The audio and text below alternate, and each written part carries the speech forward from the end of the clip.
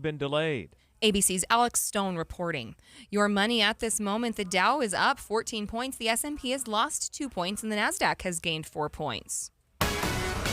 Coming up, the snow will start up again. KSL weather is next. KSL News Time 102.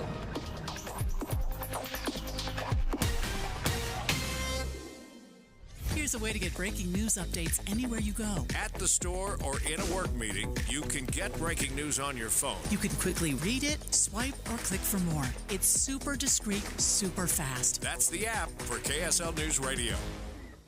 New home for the new year? Sounds nice, doesn't it? What about new lowered rates? Now's the time to step into a gorgeous new Nilsson home with less commute times, easy access, and with rates that have dropped more significantly than all year. Less really is more in this case. Less maintenance, less commute, and less money per month. Move north with Nilsson Homes. Choose from beautiful townhomes to Rambler communities for all stages of life. Most of all, Nilsson Homes are move-in ready and close to what you love and enjoy with easy commutes. Nilsson Homes has been building across the Wasatch Front for over 45 years, accommodating all the things you need, combined with the things you love. Make sure to ask about end-of-year promotional savings. Experience your new home for the new year. Visit Nilsson Homes Communities at nilssonhomes.com. Nilson homes.com. That's nilssonhomes.com. Up to a 30% upfront bonus and 12% per year guaranteed growth for retirement. I'm Jeff Jr. with Trajan Wealth, and these are the highest guarantees with annuities I have seen in my life. When interest rates are this high, there are silver linings, and annuity guarantees are one of them. Up to a 30% bonus upfront for retirement income. On $100,000, that's up to $42,000 guaranteed in the first year. And it's because of the economy and its high interest rates. Don't let anyone, especially another financial advisor, tell you it's not true. Up to 30% upfront just for opening an account and up to 12% per year guaranteed income growth. Don't miss out. This won't last forever. If you have an old 401k, get up to 30% upfront and 12% guaranteed growth for income today. Call 801-899-7600. That's 801-899-7600. Guarantees are based on the claims paying ability of the issuing insurance company. Sometimes when our furnace stops working, it's something simple we can fix ourselves, if we only knew how. What's up, everybody? I'm Mike Wilson with Any Hour Services, and the next time your furnace stops working, before you call a company out to fix it, try this first. Go shut the furnace down and make sure your air filter is clean. Go around the house and make sure the vents are open and there's nothing blocking the return air. If it's been a while since you've changed the batteries in your thermostat, go ahead and do that too. Then go turn the furnace back on, and if it stays on, you're probably good. If it stops working again, you're probably going to want a technician to check it out. If you don't know one, Any Hour Services has a special offer for any homeowners listening. One of our HVAC technicians will diagnose and troubleshoot your furnace for only $29. Then they'll explain what they found and present you with repair options. And don't worry, our technicians service all brands. Call Any Hour Services and let them know you heard about this $29 troubleshooting special on the radio. 801-443-7400. You can Google Any Hour Services. You can even schedule online at anyhourservices.com. No one helps more homeowners than Any Hour Services. Mr. Mac's buy one, get one sale. Buy one suit for $299. Get the second for $100. Any style, any occasion. Free alterations in 9 locations. Mr. Mac. Traffic and weather together brought to you by Sinclair. Save up to 20 cents with Dino Pay. Here's Ricky Meese. Snowplows are out taking another swipe and treating the freeway westbound I-80 in the lower portion of Parley's Canyon, so we do have a little bit of backup there. The rest of your Salt Lake County freeways, wet and sometimes slushy driving surfaces, but overall a delay-free drive.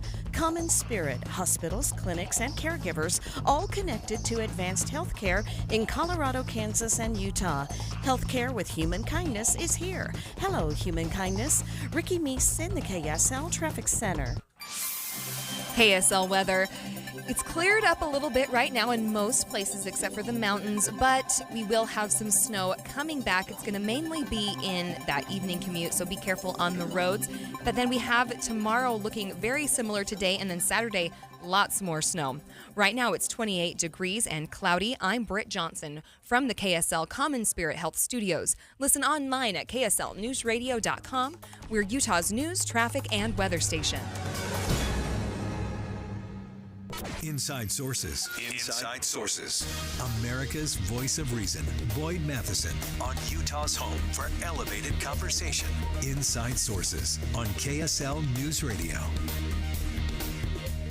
Yesterday afternoon, former New Jersey Governor Christie stood in front of a crowd in New Hampshire, announced that he was withdrawing from the Republican primary race to become the nominee for President of the United States. And the headlines, of course, were filled with hot takes, a hot mic, and a lot of heated rhetoric. But we want to go beyond the headlines and look at what the world might have missed Wednesday in a speech about a principle central to the future of the nation. Let's begin. Think you know the news of the day? Think again with Boyd Matheson on KSL News Radio. So yesterday, Christie delivered a speech, a concession speech of sorts, as he suspended his presidential campaign. I have found over the years that these kind of speeches are often very revealing. We often get distracted by who does that help, who does that hurt, who did they try to take down in the process, and we often miss the more important message. And so what I'm going to ask you to do today is I'm going to ask you to suspend your opinions for a moment about Christie as a governor and as a presidential candidate. I want you to suspend any thoughts or emotion you have around former President Trump and his run to become the Republican nominee, or about Nikki Haley or Christie or Ron DeSantis from Florida and from President Biden. So I just want you to suspend all of that. Because if you listen to what Christie said yesterday, and if you listen to it in the context of what principles did he put forward that everybody, from the most liberal of liberal Democrats to the most Republican and conservative of Republicans, should buy into, that should help us shape not only our public commentary and our discourse, but should also reframe the way we go about deciding who we should vote for any public office. So that's what we're going to dig into. We're going to do that for the next 35 minutes here. We're going to dig into some of the things that Christie actually said and how we should actually look at them in the context of where we are as a nation and what we should be looking for, hoping for, and demanding of the people that we vote for and put into elected office. Now, I've said in the past, I think the greatest speech Hillary Clinton ever delivered was her concession speech when she lost in 2016. I think one of the greatest speeches Mitt Romney ever delivered was his concession speech when he lost to Barack Obama. And you can go through a number of political folks, and those are often very candid moments. Now, sometimes people just, burn everything down with them, and we're not going to validate bad behavior. So we're going to go to those who actually showed us something and told us something important in a concession. So I thought this was very interesting. As Christie began his speech, he went back to 2016 when, like now, both he and Donald Trump were running for president. And he talked about what led him to endorse Donald Trump then and admitted to where he is now and what he learned in that process. Take a listen. And I decided that Donald Trump was going to be the nominee, and that since I'd known him for 15 years, that I could make him a better candidate, and if he won, maybe a better president. I knew his flaws, but I also knew he was going to win the nomination. So I decided that I would get behind him and support him. I let the ambition get ahead and in control of the decision-making. After I figured that out, I promised myself and I promised my wife that I would never, ever do that again. And I'm not going to. Very candid moment from Christie. Now, set everybody and everyone aside, because this is not about a person or a set of people or a political party. Christie taught an important principle that, one, it does take ambition. You do have to be a person of ambition to get up in the morning and run for president of the United States. It takes some ambition, no question about it. We can even go back to the early diaries of George Washington. He had ambition, no question. But the principle Christie taught yesterday was that you can never allow ambition to determine your decisions. And then he said that when he decided to enter the race this time around, he promised himself and he promised his spouse that he would not repeat the mistake to let ambition determine decisions. That's an important principle. Christie also referenced the current Republican Party through much of his speech, and he talked about the fact that many people were supporting the former president in public, but privately criticizing the former president. So again, set your opinions about that aside. Listen for the principle and what people of principle ought to be thinking about. Now, there are people in our party who are resigned to the fact that he was going to be the nominee. They sat on the sidelines, and all they did was voice their opposition in private, behind closed doors, quietly. And that's not leadership, everybody. That's cowardice. And you just look at what's happening just in the last few days. Good people who got into politics, I believe, for the right reasons. People like Senator John Barrasso, people like Congressman Tom Emmer, stand up and endorse Donald Trump. They know better. All right, so the principle in there is, look, there were a lot of people saying nothing in public but criticizing a lot in private. Again, that's not leadership, that's cowardice. But I thought this was very interesting. He called out his own party, and he called out some pretty upstanding people in Congress. John Barrasso, senator from Wyoming, a doctor, someone who is a steady hand and a pretty logical, rational, reasonable person. Representative Emmer, who came out and endorsed the former president. And Christie was willing to not just shout talking points at his opponents, but he was willing to speak the truth and tell his friends that they were wrong. That's actually what courage looks like and sounds like. That's the principle. Christie also spoke of the personal philosophy that he tried to govern his campaign with, and how he had tried to change the context and course of the Republican Party to actually get to the most important thing to build trust, and that is getting to the truth. We want to change this party, and if we want to change this country, it's hard work. From the moment I got into the race, the decision that I made was really simple. I would rather lose by telling the truth than lie in order to win. Because this is a fight for the soul of our party and the soul of our country. Unlike some of the other candidates, we're fighting for something bigger than ourselves. We're fighting for something bigger than self-interest. And so as you look at getting past self-interest, that's an important principle. As Governor Christie said, he'd rather lose and tell the truth than win by lying. That's a pretty good and solid principle for us to be functioning. And if we are going to change the country, it takes hard work, and it takes honesty and integrity. And it requires us to tell the American people the truth and then to act on it. Christie also spoke on the necessity for government to return to the principles in their decision-making. He emphasized the importance for voters to evaluate the most important principle, that of the character of the candidates who will lead the nation. If we ever have a hope of restoring this party to be a governing party of principles, we have to be willing to do the hard work and take some of the heat that comes with it. See, because in the end, all those issues that we've talked about at all the town halls, they're all really important, but they're no more important than the most important issue, and that is the character of the candidate.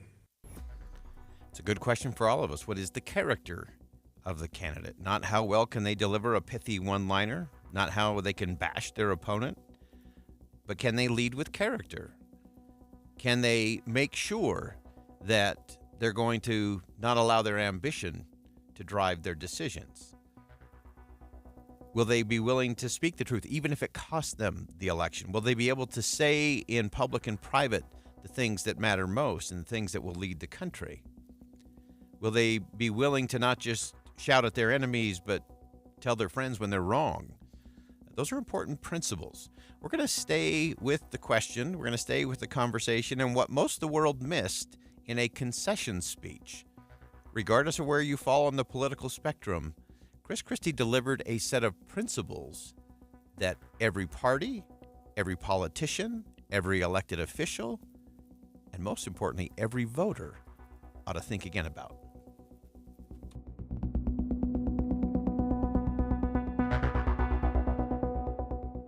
Think again on Inside Sources with Boyd Matheson.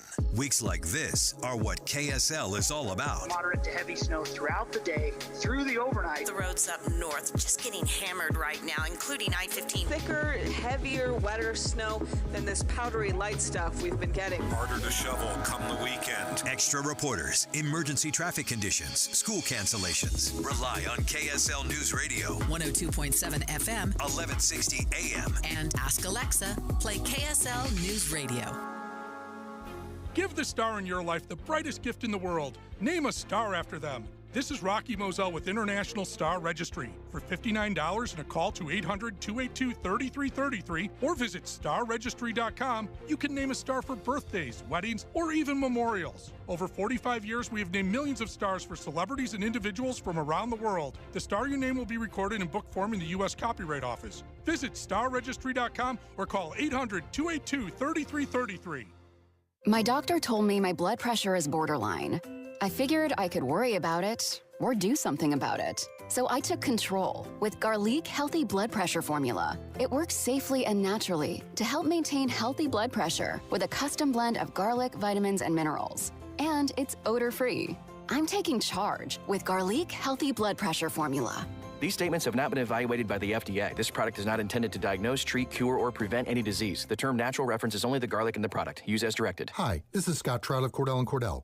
There are a lot of great dads out there. Sometimes those dads get divorced. For more than 30 years, we've represented men in divorce, confronting the pitfalls that could devastate your finances or harm your family relationships. While every situation is different, our goal is to get the best outcome for you and your kids. Visit CordellCordell.com to take the first step. Offices in Midvale and Clearfield. 1412 South Legend Hills Drive, Suite 200, Clearfield, Utah, 84015. Online at CordellCordell.com. God, I'm so stressed. It's a brand new year and our business is busier than ever. Ooma.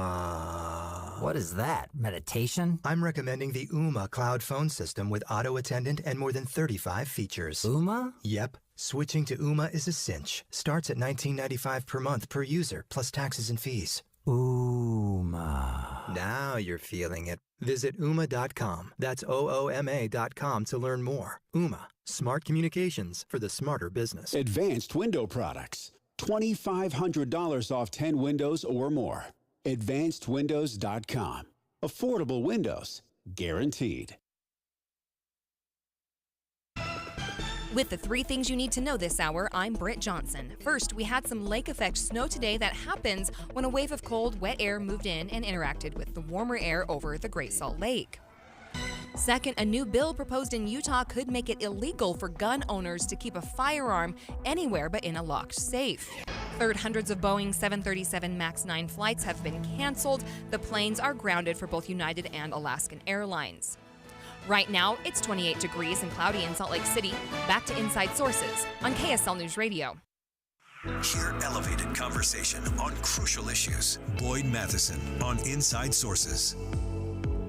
Welcome back to Inside Sources here on KSL News Radio. It's great to be with you today. As always, I am Boyd Matheson, and we're staying with the conversation. Of course, a lot of the chatter and clamor yesterday as former New Jersey Governor Chris Christie bowed out of his race for the nomination to be the Republican nominee for President of the United States.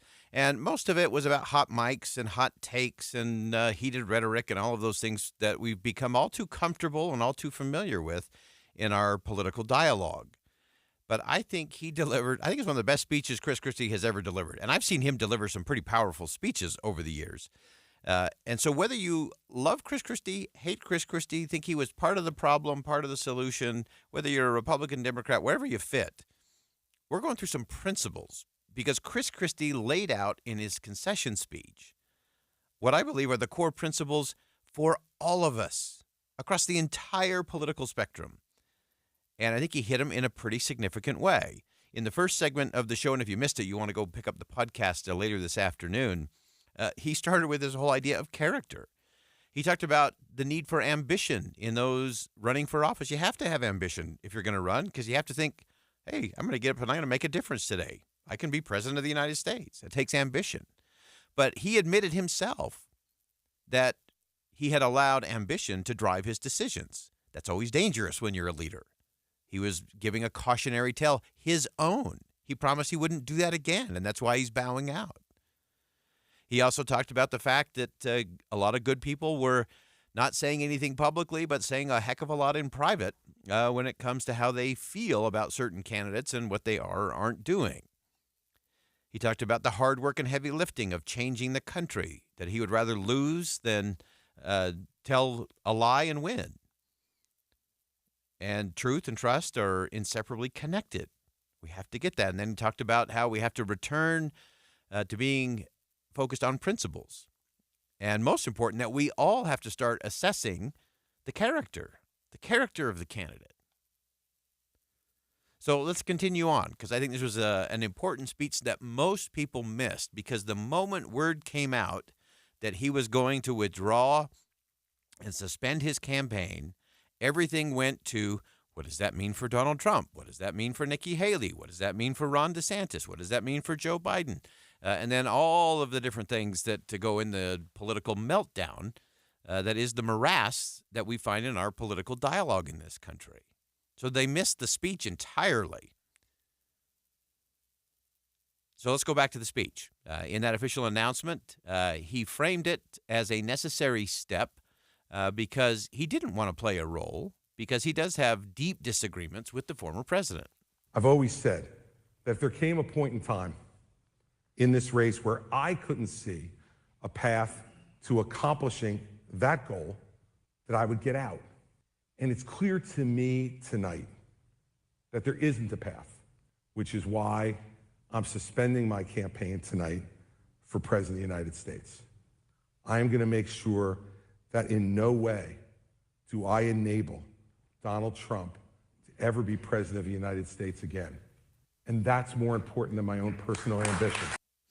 So again, setting personal ambition aside, he said, I didn't see a path, and so he's getting out. Now, this was a really interesting segment of the speech. Really interesting in a concession speech to go to a policy issue. Again, that's why this speech was so unique yesterday and why most people missed it.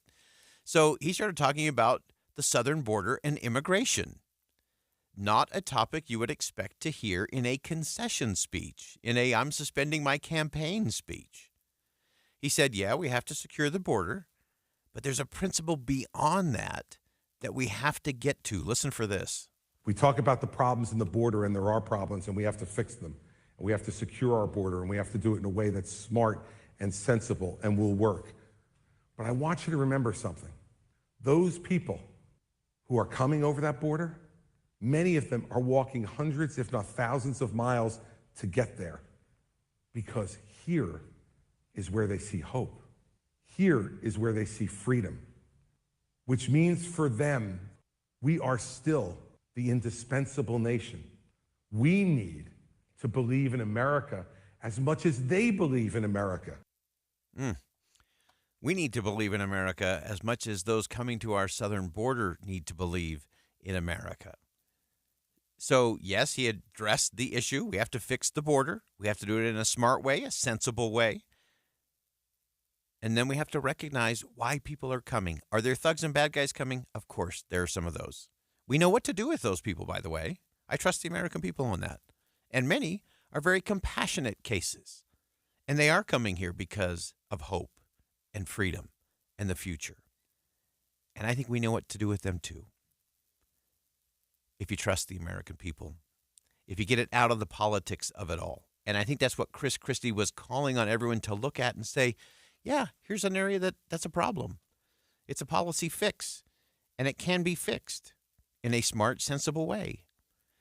That rule of law and compassion are compatible principles.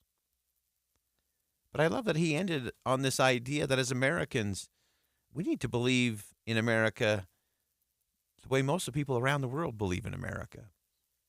That it is the last best hope on earth.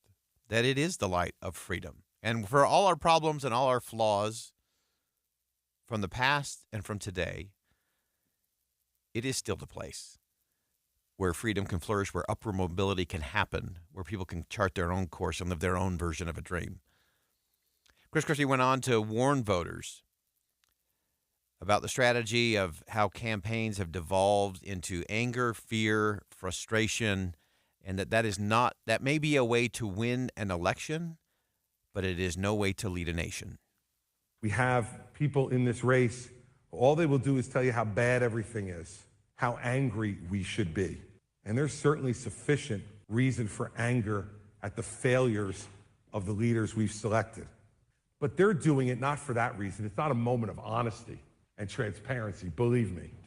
It's because they believe when we get angry, what we'll do is naturally relate to the angriest voice in the room. Angriest voice in the room. If we're stoking anger, that's what we're going to get. And as the electorate, as the voters, what we reward is what we will get. And if we reward bad behavior, we will get more bad behavior. And it doesn't matter if it's coming from your teenager, your toddler, or your elected official. If you reward bad behavior, you're going to get more bad behavior. And Christie said yesterday, we need to stop that. If we want to get out of the anger, fear, frustration business, then we need to stop validating the anger, fear, and frustration business with campaign donations and with votes for people who run on grievance policies and a grievance mentality and a grievance agenda. I think that was pretty smart.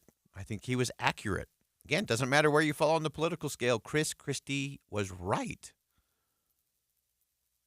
In his concluding remarks, as he bowed out yesterday, Christie included a very timely and a very timeless quote from Benjamin Franklin. And I thought it was interesting that this is where Christie, over the course of his career, that his last word was this. I remember what Benjamin Franklin said. I'm sure many of you do too. When he was walking down the street in Philadelphia after the Constitutional Convention, and a woman approached him on the street and said, "Mr. Franklin, what kind of government did you give us?"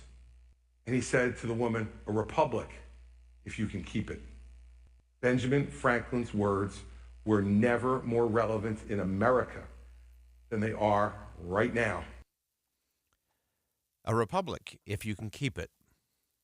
Clearly putting the onus, the responsibility, and the opportunity on the shoulders of the American people, not on the elected officials, not on the politicians.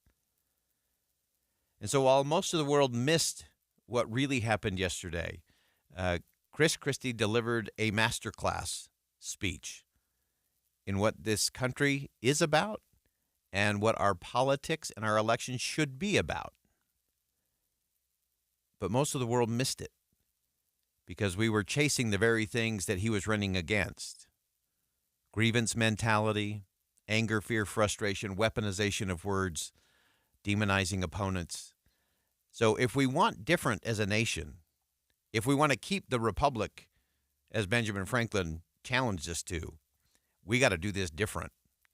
And that will not start with our elected officials. It will start with we the people and what we choose to validate and what we choose to reward.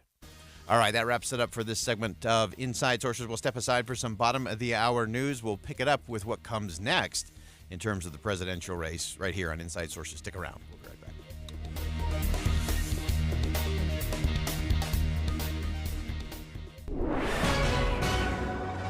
Good afternoon. It's 1:30 at KSL News Radio. I'm Britt Johnson. KSL's top story this hour. One thing that could help drivers have more control on our slick roads is having the right kind of tires. KSL News Radio's Alexandria Harris explains. When buying a new car, a lot of people don't bother to check what size or what kind of tires they have. And right now, having summer or old all-season tires is not going to provide any traction on our roads. Big O Tires manager Danny says drivers often don't know enough about their tires to stay safe. A lot of people will come in with the control arm bent, and then they find out they needed new tires.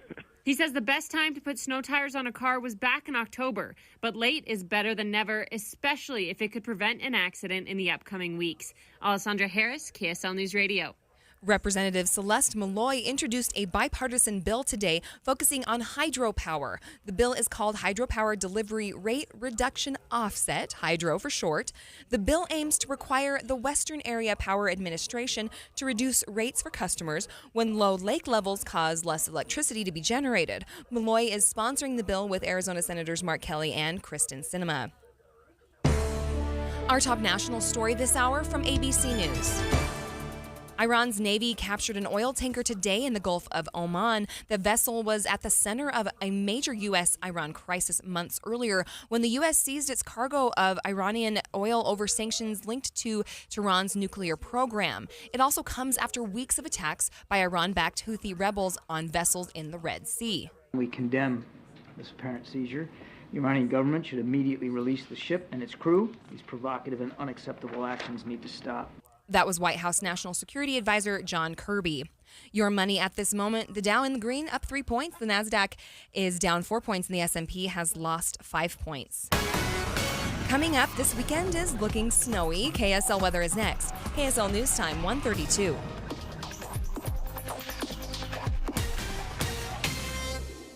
News doesn't just mean information or dates. It's the story of our local history being told in real time. Be a part of the story. This is Tim Hughes and Amanda Dixon. We hope to be a part of your story. We have you covered on KSL News Radio. For the ones who get it done, the most important part is the one you need now.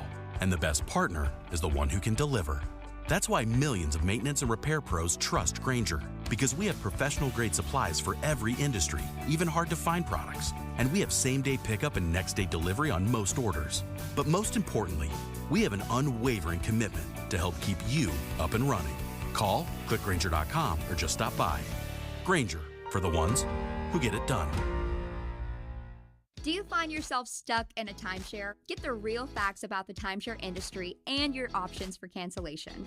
Chuck McDowell, founder of Wesley Financial Group, has put together a free information guide that reveals the secrets the timeshare industry doesn't want you to know, including the 5 ways to get rid of your timeshare. Call now and get this timeshare cancellation guide absolutely free. Call 800-838-6161. That's 800-838-6161. 800-838-6161. Les Olson IT is now a Rico Graphic Arts and Production Systems dealer. Rico chose Les Olson because of our reputation for superior service and national recognition. Les Olson IT chose Rico Graphics because they're the best value compared to other commercial-grade printers. Rico excels in high volume, high speed, high resolution, and offers an exciting 5th color. Learn more at lesolson.com. Les Olson IT. If you're on the journey of building your dream home, remodeling, or just want to brighten up some rooms, let the Blind Man be your tour guide into the possibilities 2024 has to offer. Window coverings balance functionality and aesthetics by managing light and privacy effortlessly. Whether you seek a captivating design element, enhanced privacy, light-blocking solutions, or an infusion of natural light, the Blind Man's consultants are here to navigate you through the latest trends, tailoring them to complement your unique style. Motorized and automated roller shades have emerged as the preferred choice in 2024. This is driven by features such as the convenience they provide for hard-to-reach windows, providing safety for both children and pets, and contributing to energy efficiency. The Blind Man's experts would love to help you explore the options along your journey. Visit theblindman.com today to set up a free in-home consultation. Theblindman.com. From Ogden to St. George, Utah's premier window covering provider, The Blind Man. They say it takes 10,000 hours to become an expert. You may not have that kind of time for weatherization, energy efficiency, and appliance rebates, but we do. Dominion Energy's ThermWise program has experts who know where and how to save money. They help homeowners and businesses find simple ways to conserve natural gas and rebates through upgrades that may help to save even more. We put our energy into helping you conserve it, so you can spend your 10,000 hours becoming an expert in what matters to you. Start with a home energy plan at thermwise.com. Traffic and weather together brought to you by Sinclair. Save up to 20 cents with DinoPay. Here's Ricky Meese. We do have a delay-free drive on all the Valley freeways. It's been over 24 hours since I have seen good speeds return to all the Valley freeways. However, we do have restrictions that remain in place for Big and Little Cottonwood Canyon, and snowfall once again in parts of Harley's Canyon, especially in the higher elevations. Ricky Meese in the KSL Traffic Center. KSL weather. A lot of the snow has cleared up, but it's just a little break. The snow will be back in a couple of hours, so slow down on your evening commute. The winter storm watch remains in effect from tomorrow morning through Sunday afternoon. Right now, it's 28 degrees and cloudy. I'm Britt Johnson from the KSL Common Spirit Health Studios. Listen online at kslnewsradio.com. We're Utah's news, traffic, and weather station.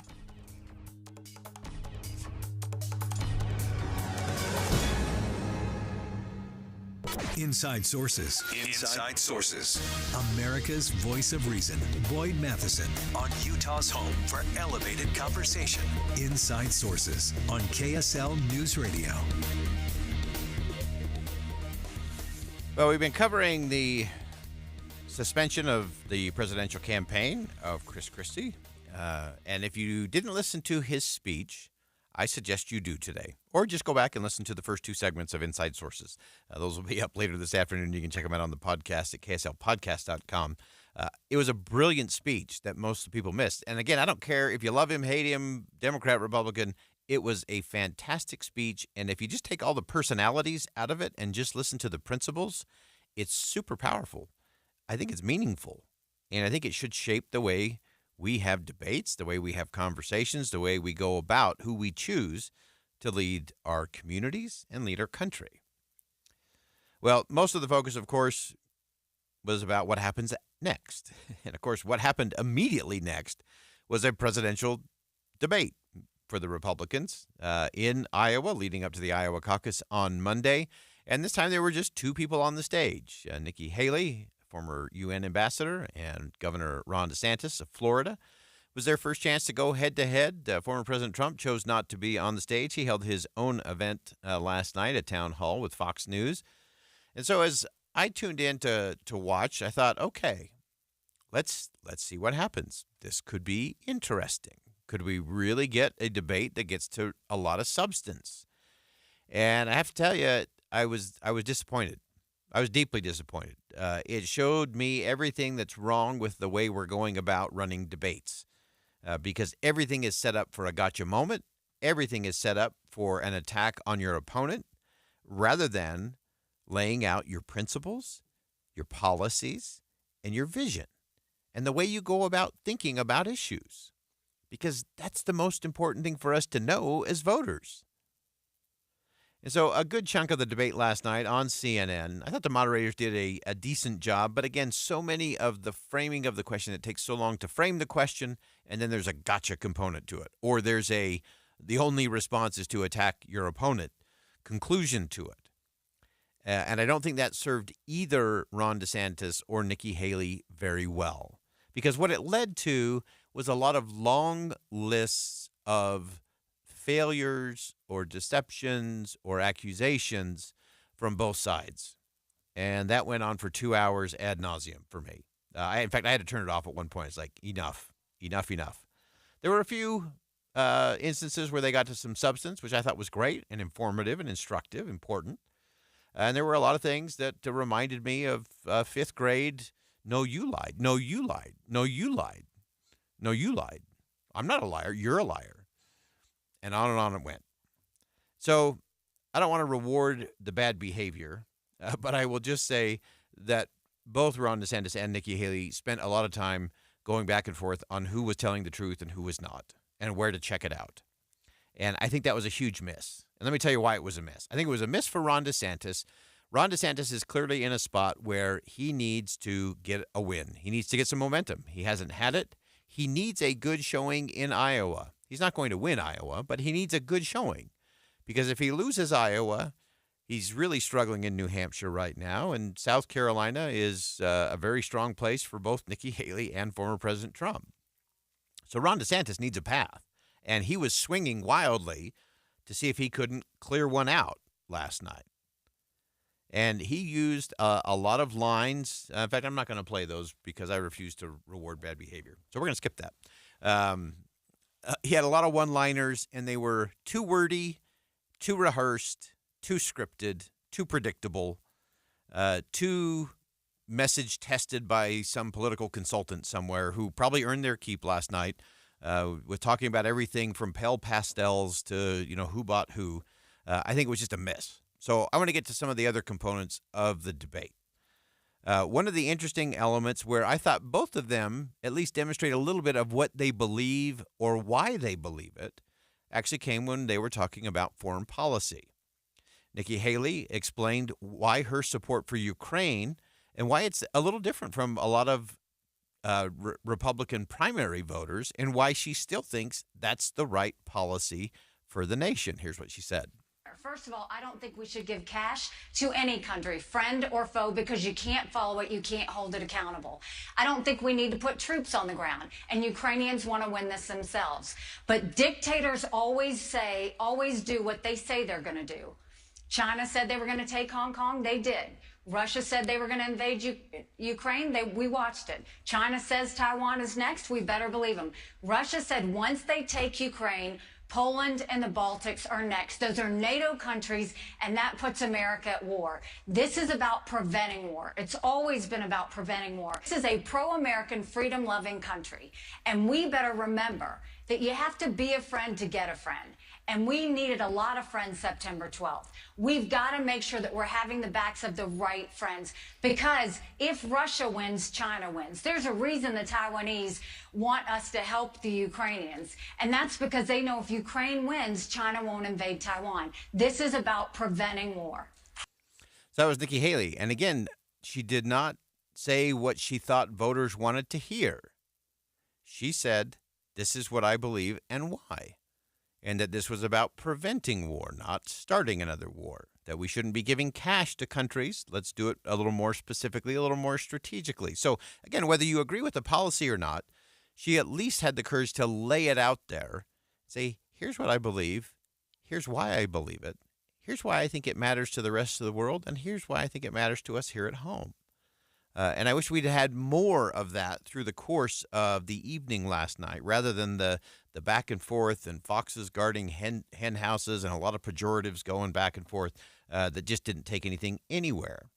Now, there was one interesting pause in the evening, and that is when Ron DeSantis turned his fire away from Nikki Haley for a moment and turned it in probably the strongest way he has to this point to former President Trump, and why he should have been on that stage. Here's the way he described it.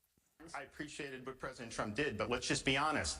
He said he was going to build a wall and have Mexico pay for it. He did not deliver that. He said he was going to drain the swamp. He did not deliver that.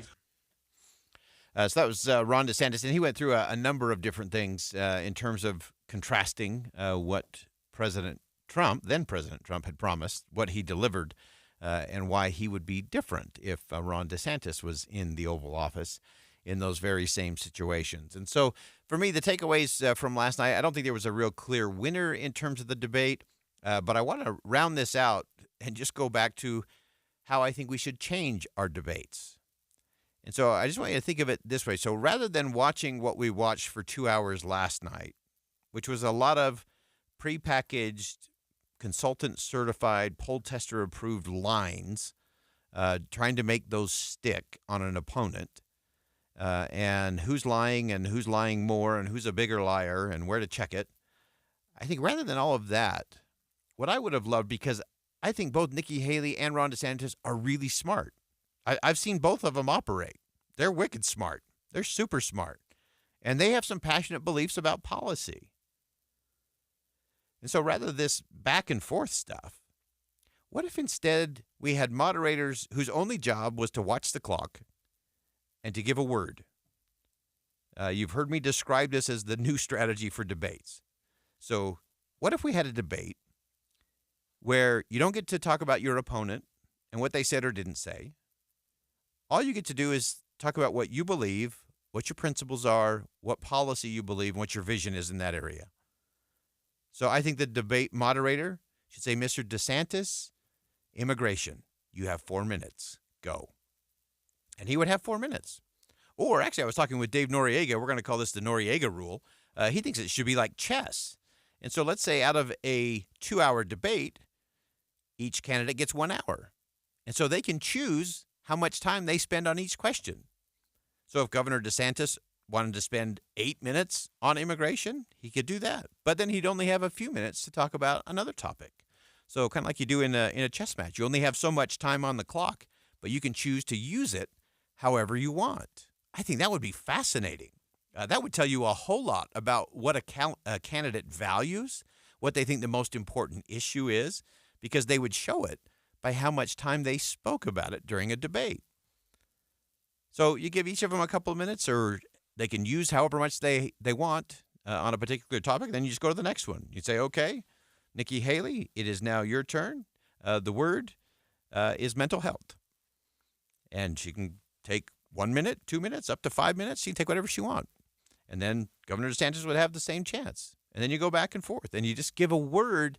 And I think that would be far more revealing of what we really want to know about a leader than whether or not they can memorize a really pithy comeback or have a really cool moniker or a nickname for their opponent.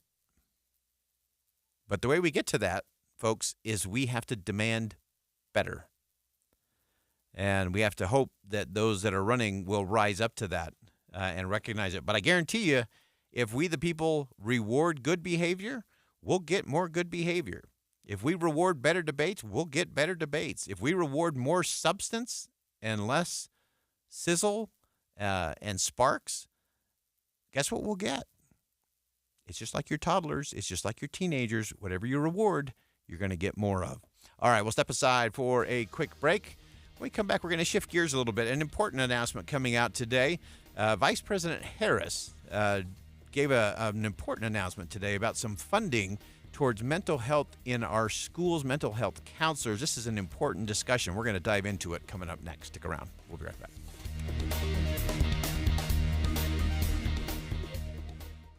Looking for the best show deals on new and used RVs? You'll find them only in Ogden during the Northern Utah RV Show, January 11th through the 15th. We're bringing in new and used inventory and low show pricing inside the Golden Spike Event Center. For 4 full days, shop new and used travel trailers, fifth wheels, toy haulers, motorhomes, and more from the nation's top brands. Find early season discount pricing on all new models and fantastic used RV discounts like a 2011 Dutchman 185 DB Sport for just $9,995. You'll also find that every remaining 2023 is being sold at clearance pricing during the event. Plus, get no payments until April on approved credits and huge trade-in offers on your current RV. Go to NorthUtahRVShow.com to shop the best deals first. This show season, you'll find it all in Ogden. Admission and parking are free to the Northern Utah RV Show, January 11th through the 15th inside the Golden Spike Event Center. Open daily at 10 a.m., closed Sunday. Then we're back at it Monday, Martin Luther King Day from 10 to 5. Sponsored by Bish's RV. Don't miss it.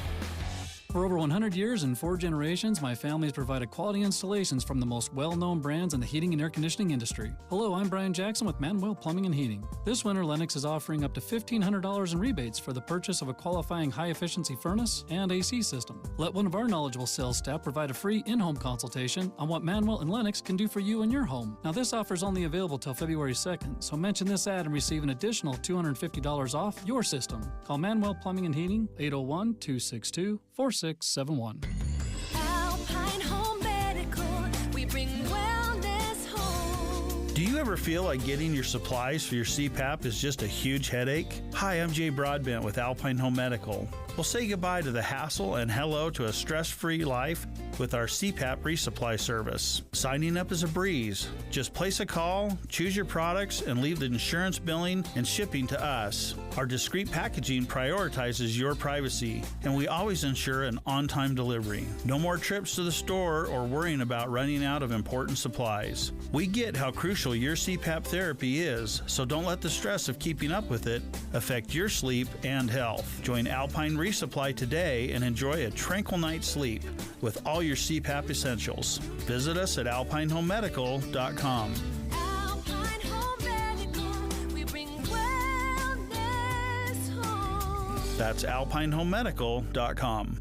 It's that time of year. Time for the amazing Utah Auto Expo. Friday, January 12th through Monday the 15th at the Mountain America Exposition Center. This is your chance to see the newest cars, trucks, and electric vehicles all at one location. Test drive vehicles from Jeep, Dodge, and Ford, including the new Ford Lightning and Mach-E. Lots to do for the whole family, and parking is always free. It's the Utah Auto Expo. The 12th through the 15th, Mountain America Exposition Center. Go to AutoExpoUtah.com for discounts. Any Hour Services can help you make sure your furnace keeps you warm this winter. Whether you need a tune-up or repair or a second opinion about replacing it, call Any Hour Services or visit anyhourservices.com.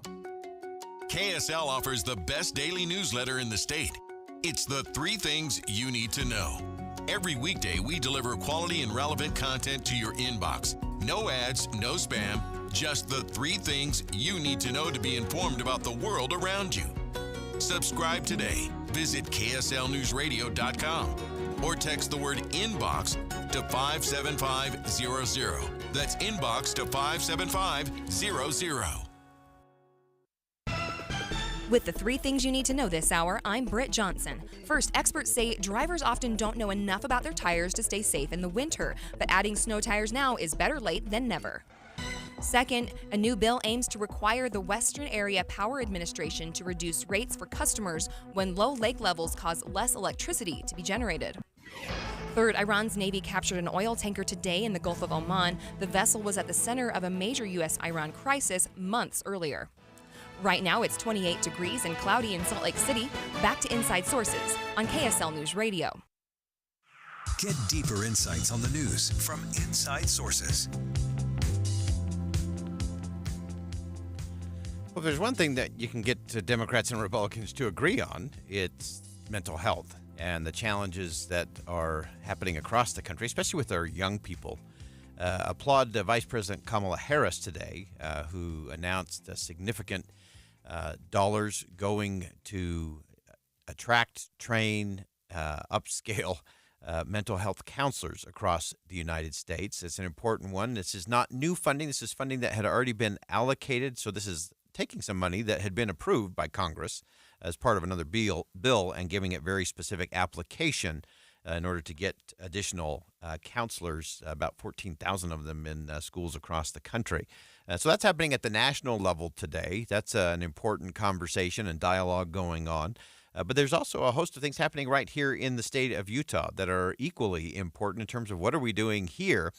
This morning at the Christie Gardner Policy Institute, a great roundtable discussion talking about what is happening in terms of mental health and support and systems, especially for our young people. And really pleased to have joining us someone who participated in that roundtable discussion today.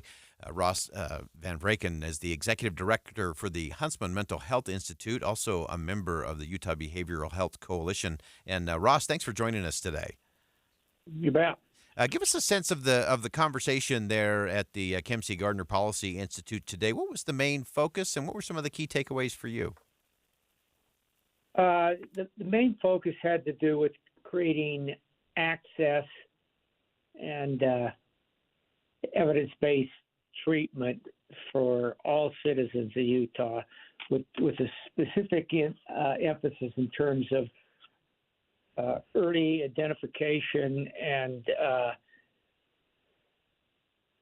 treatment, and that goes down to what you're talking about into the latency age children, kids before age 12 who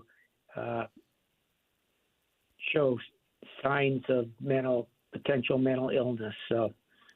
Yeah, it was a big emphasis, and mental health's no different than any other part of medicine. The earlier the intervention, the better the outcomes, and the less likely somebody is to have kind of debilitating, lifelong chronic conditions as a result of their illness if we can treat it early. Okay, and so as you look at that early is the real key there. And so what are some of the things, and what was some of the discussion today in terms of how we go about that? What are some of the barriers that are preventing us to make sure we can have those early interventions or even just early education and early support? Well, some of the barriers have to do with workforce shortage. We don't have enough providers in Utah to really take care of everybody, and some people wait for months to get in for treatment or don't get in treatment at all. Part of it is the stigma, or really what is kind of discrimination against people who have mental illness, and they feel like somehow they're different than other people and looked at differently, and that is actually getting better, but it's still there to some degree. And then I think another big reason people aren't getting treatment early is you've got a lot of high deductible insurance products now. If you're paying out of pocket and you're a little stretched for resources or dollars, you're not going to go get help. That's such a great point. Yeah, that point of if you're having to make the choice, if you're on one of those high deductible plans, and you're in a mental health situation and you're debating whether you're going to put food on the table or gas in the car to get to work, you're not going to say, yeah, I'm going to go in and get some help on a mental health issue. I think that's an important component to all of that. Ross, before I let you go, give us one thing that you wish we were talking about more or talking about differently when it comes to mental health in the state of Utah. Well, I think we're actually talking about a lot of it has to do with housing and supportive housing, particularly for the chronically and severely mentally ill group. They basically we just don't have programs that sustain them while they're recovering, and so individuals in some cases just get band-aided up and passed around a little bit.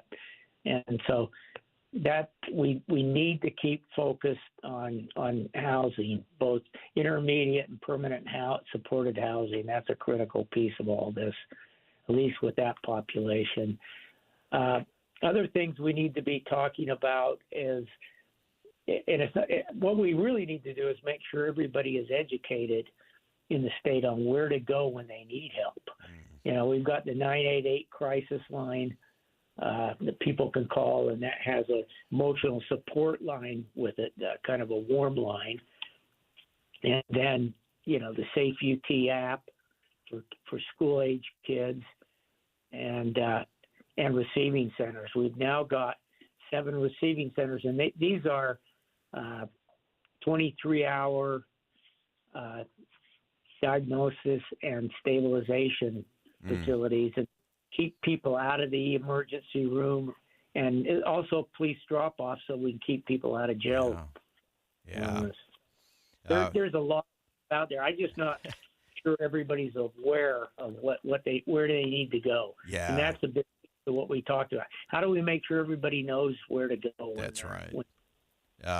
Great insight. Ross is the executive director for the Huntsman Mental Health Institute, part of a crucial conversation, a roundtable discussion at the Cam C. Gardner Policy Institute, getting to the real core issues in terms of what does that plan look like? What does that education process need to be?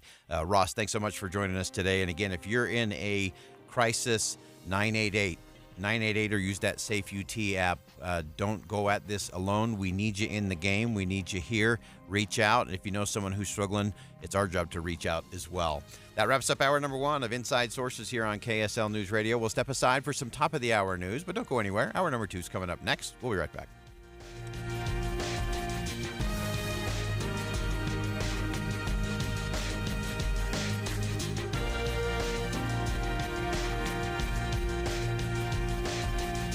KSL FM Midvale. KSL Salt Lake City. From the KSL Common Spirit Health Studios, this is KSL News Radio. Utah's news, traffic, and weather station.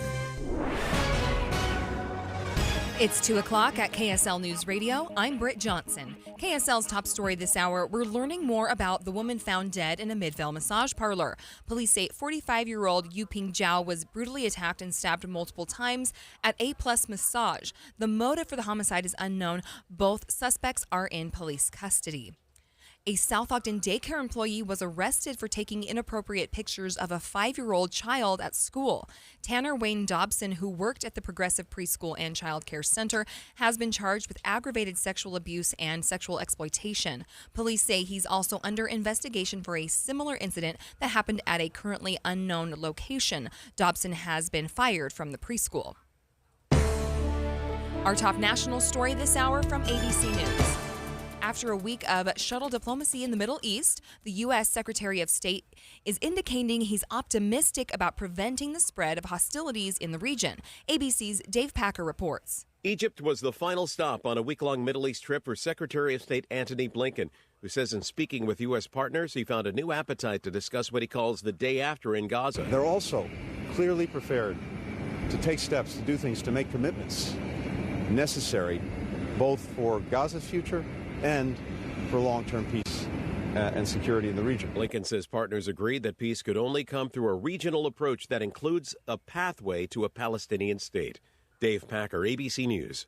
Your money at this moment, a little bit of a mixed market. The Dow is up 15 points, but the S&P has lost 3, and the NASDAQ is up just about a half a point. Coming up, we'll take a look at your weather. You know what's great about KSL's traffic coverage? Trained traffic reporters and real listeners. Trading information and making the commute safer and faster for everyone. Every 10 minutes on the 9s, we have you covered on KSL News Radio. Hi, Doug Wright, and hopefully you're one of the lucky people who got a gift certificate or a gift card for Ruth's Chris Steakhouse. It's time to cash that thing in. You know, my son and I, every year, we have a little contest, who reads the most books, and the stakes are literally steaks. I asked Ian, because he won this year, I said, okay, where do you want to go get your steak? And he goes, come on, Dad, you know where. And of course, it's Ruth's Chris Steakhouse. It is the best steak you are ever going to have, and it's waiting for you at 2 locations, Hotel Park City and downtown Salt Lake City. Think of all the great things that are going on in downtown Salt Lake City right now. Make dinner at Ruth's Chris part of your evening. And then, of course, up in the mountains right now, it's time to go skiing. And the perfect place for après ski, enjoying that amazing meal, is right there at Hotel Park City. Ruth's Chris Steakhouse, the best steak you have ever had, is waiting for you at Ruth's Chris Steakhouse. Wireless headphones. That'll be $200. I'll use my Capital One Quicksilver card. Now that's a hit. You used the Capital One Quicksilver card, which makes you the hero of every purchase. With Quicksilver, you earn unlimited 1.5% cash back on every purchase everywhere. I wanted running music, but unlimited 1.5% cash back is pretty heroic. Good instincts. Every hero needs a theme song. The Capital One Quicksilver card. What's in your wallet? Terms apply. See CapitalOne.com for details. Psst, hey, Mark, remember, getting help from Progressive is so easy. You can use the mobile app, chat with us online, or call us. And you pick now to tell me. I couldn't miss Little Grace's ballet recital. Oh, thanks for inviting me, by the way. Did I? Because you know I'm always here for you. Yeah. I can use the mobile app if I need help. Sorry, you're in my wife's seat, though? Oh, yeah, I gotta go anyway. Tell Grace she nailed her chassé. Get the help you need from Progressive with our mobile app, online chat, or over the phone. Progressive Casualty Insurance Company, affiliates, and other insurers. Not available in all states. With fresh snow comes fresh deals at Murdoch Hyundai. Make some fresh tracks to our winter sales event. Receive 0% for 3 years on a new Tucson or Santa Fe. Traffic and weather together, brought to you by Sinclair. Save up to 20 cents with DinoPay. Here's Ricky Meese. Sardine Canyon Highway 8991 getting covered in snow again, with a few spots where visibility is reduced. Expect some slick driving conditions there. And then we also have some some snowfall coming down, slowing speeds both directions of I-84 in Weber County between the Highway 89 junction and Mountain Green. Cypress checking account members enjoy discounted rates on auto and RV loans, free access to their credit scores and reports, and a suite of other products and perks. Learn more at cypresscu.com. Cypress Credit Union, for your future is our future. Ricky Meese in the KSL Traffic Center. KSL weather, more snow showers expected late afternoon into the evening today. Surprisingly, there's some chances that the snow could turn into rain at some points as well. Tomorrow will look similar to today, but then there's a winter weather advisory for Saturday because the moisture is going to ramp up even more. Right now it's 27 degrees and lightly snowing. I'm Britt Johnson from the KSL Common Spirit Health Studios. Listen online at kslnewsradio.com. We're Utah's news, traffic, and weather station. Inside Sources. Inside Sources. America's voice of reason. Boyd Matheson on Utah's home for elevated conversation. Inside Sources on KSL News Radio. 2 days ago, a campaign speech from President Joe Biden made big headlines. He stood at the pulpit at the Mother Emanuel Church in South Carolina. President Biden is far from the first politician to stir the strident elixir of scriptural sermon and polarized politics in a church setting. But beyond the headline of a purely political presidential speech are far bigger questions and far greater consequences of what happens when we deify American politics and politicize the nation's places of worship. Let's begin. Think you know the news of the day? Think again with Boyd Matheson on KSL News Radio. I have to tell you, I was rooting for President Biden on Monday. And I have rooted for him in the past. I rooted for him at Valley Forge. I rooted for him in a speech that he was delivering at Freedom Hall in Philadelphia. I praised his words when he spoke of freedom in Poland. Monday, I was deeply disappointed. And it had nothing to do with Democrats versus Republicans or liberals versus conservatives or red versus blue. It was over a principle. And the principle is this idea of deified politics and politicized faith spaces. And that worries me. So regardless of your faith tradition and regardless of your political persuasion, the principle is what matters here. So let's start with President Biden and what actually did take place at the Mother Emanuel Church in South Carolina on Monday. President Biden blended scripture and electoral politics during his speech at the church. At a few points, he made the connection between MAGA Republicans and former President Donald Trump going against both American and Christian principles. We shall know the truth, and the truth shall set us free. But the truth is under assault in America. An extreme movement in America, the MAGA Republicans, led by a defeated president, is trying to steal history now. They tried to steal an election. Now they're trying to steal history, telling us that violent mob was, and I quote, a peaceful protest. That's not America. In America, we witness to serve all those who, in fact, participate. And losers are taught to concede when they lose. And he's a loser. So you get the tone and tenor of where President Biden went. Again, it was deeply disappointing to me. Again, I don't care your political persuasion. I don't care your faith tradition. That's not what this is about. But the president standing at a pulpit in a faith space delivered an angry at times, a frustrated politically at times, with a little sprinkling in of a few scriptures on clearly a partisan line. Anytime you're at a pulpit and you got to use a pejorative to describe somebody else, even someone that you disagree with, even someone you dislike, even someone you might even have some feelings of hate toward, you're standing in the wrong space. And let me show you what I mean by that. And we're actually going to go to President Barack Obama, who stood at that very same pulpit years ago and delivered a speech. He also relied on Scripture. He also acknowledged the anger and frustration of the nation in terms of things that had gone on. Of course, the tragedy that occurred in that very church with 9 black churchgoers murdered by a white supremacist. But listen to the way President Obama went about it versus the way President Biden went about his message on Monday. An act that he presumed would deepen divisions that trace back to our nation's original sin. Oh, but God works in mysterious ways. God has different ideas. He didn't know he was being used by God. Blinded by hatred, the alleged killer could not see the grace surrounding Reverend Pickney and that Bible study group. The light of love that shone as they opened the church doors and invited a stranger to join in their prayer circle. And again, I don't care whether you loved President Obama as your president or not. That was not the issue of the day. It's the principle of what he did and how he did it. The tone, the tenor, it matters. The words have meaning, the meaning matters.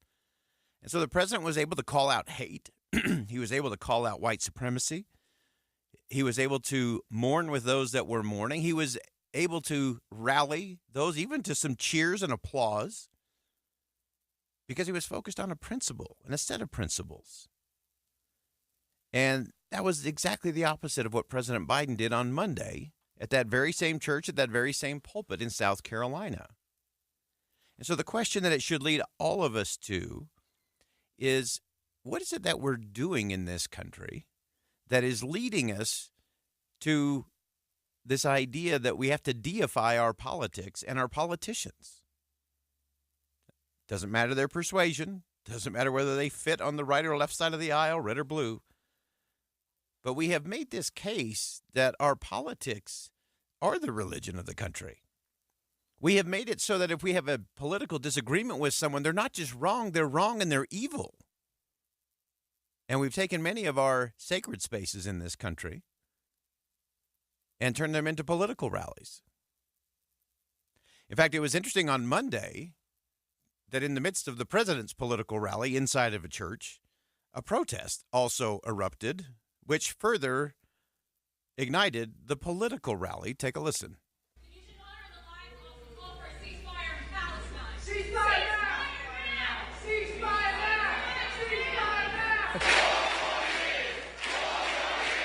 Thank you.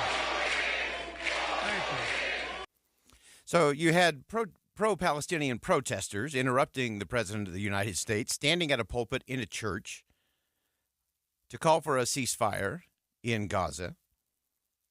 And again, that's their right. They can do that. But it's interesting to me that the reaction was not the reaction that you heard when President Obama spoke at that same pulpit years earlier. The reaction was to turn it into a political chant of 4 more years. And so that's where we have to step back and start asking ourselves the harder questions, the deeper questions, the look in the mirror kind of questions.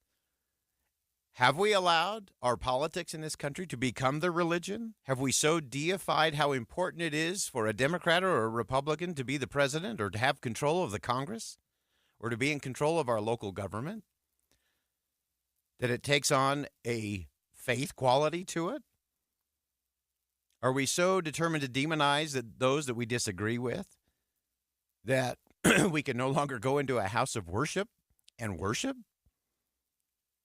And whether you're walking into a church or a chapel, a synagogue or a mosque, do we have to be worried about how we voted in the last election or our view about a particular policy issue?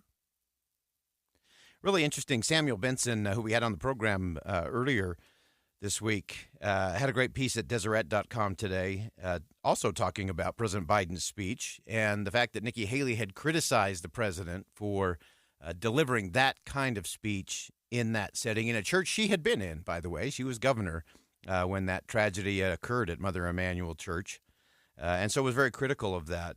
But it was interesting, in Sam Benson's piece, he talked about a quote from Tim Alberta, staff writer at The Atlantic, who said that the entire scene with the president on Monday was wrong. He said, no matter the tradition, no matter the denomination, no matter the partisan flavor, it was wrong. The standard should be the same.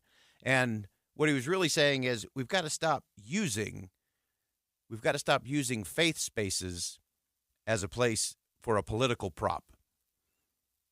And left and right have done that over the years, no question about it. But the question is, if we get this backwards, if we end up forever stuck in deifying our politics and our politicians, and if we're forever violating our sacred spaces with politics, we lose in the end. Individually, collectively, as a community, and as a country. That's something to think about today. We'll be right back.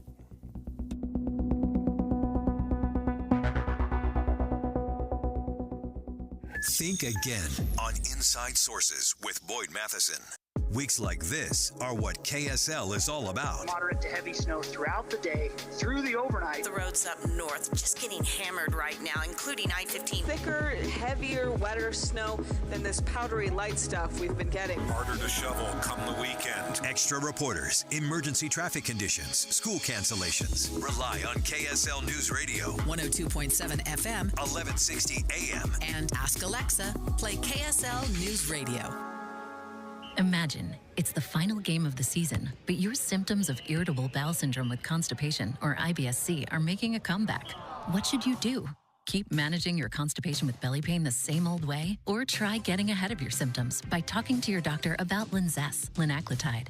Linzess is a prescription medicine that treats IBS-C in adults. It's not a laxative. It's a once-daily pill that helps you get ahead of your symptoms. It's proven to help you have more frequent and complete bowel movements and helps relieve overall abdominal symptoms, belly pain, discomfort, and bloating. These symptoms were studied in combination, not individually. Do not give Linzess to children less than 2. It may harm them. Do not take Linzess if you have a bowel blockage. Get immediate help if you develop unusual or severe stomach pain, especially with bloody or black stools. The most common side effect is diarrhea, sometimes severe. If it's severe, stop taking Linzess and call your doctor right away. Other side effects include gas, stomach area pain, and swelling. Imagine, what could relief from IBS-C mean for you? Talk to your doctor and say yes to Linzess.